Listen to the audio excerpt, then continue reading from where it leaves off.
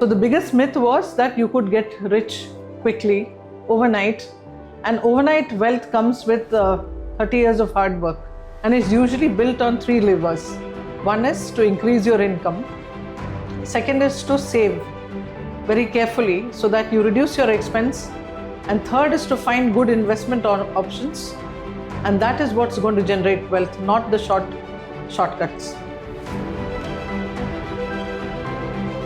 And I think the home is the safest place to learn a new skill.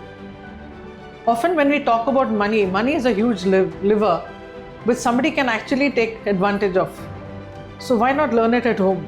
I think lot of families miss the opportunity of teaching children about money, and they step out and learn it the hard way.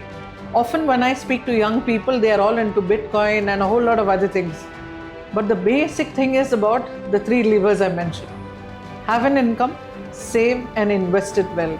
And this can be done at home through basic things like early in life to get pocket money and to get the money put aside for important things, learning to delay gratification.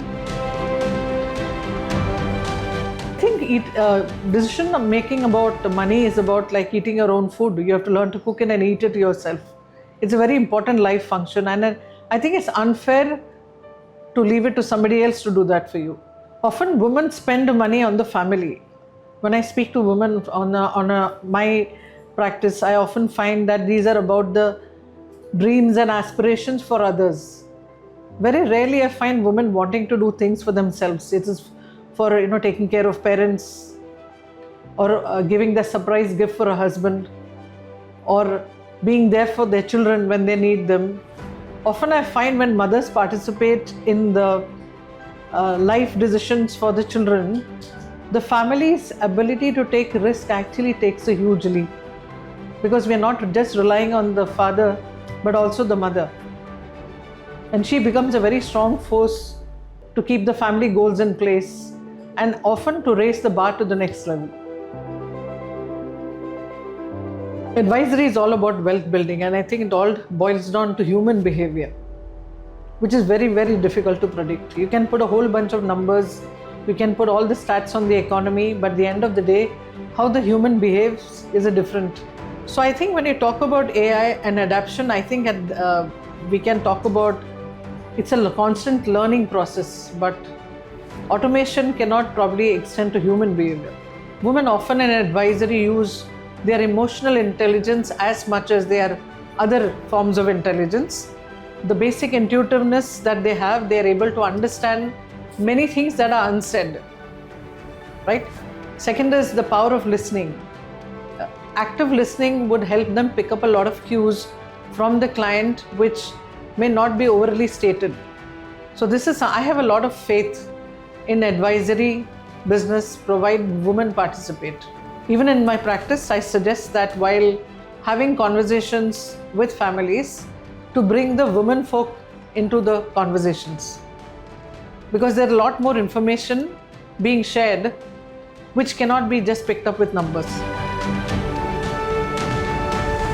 Money is not perceived to be a woman's game, it's a man's game, and women talking about money is not easily acceptable. But I think if you are scientific, if you are process driven, you set up a practice which is based on goal orientation, it is much easier to create a very positive impact. Like I mentioned, one thing you have is the ability to reach into the person's soul and be able to understand what exactly works for you. The natural intuition that a woman has is the best part that she brings to the game.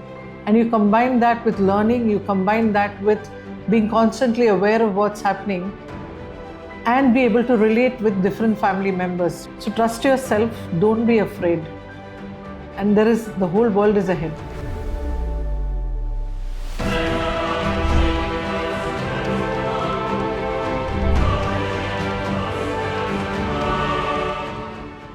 Mutual fund investments are subject to market risks.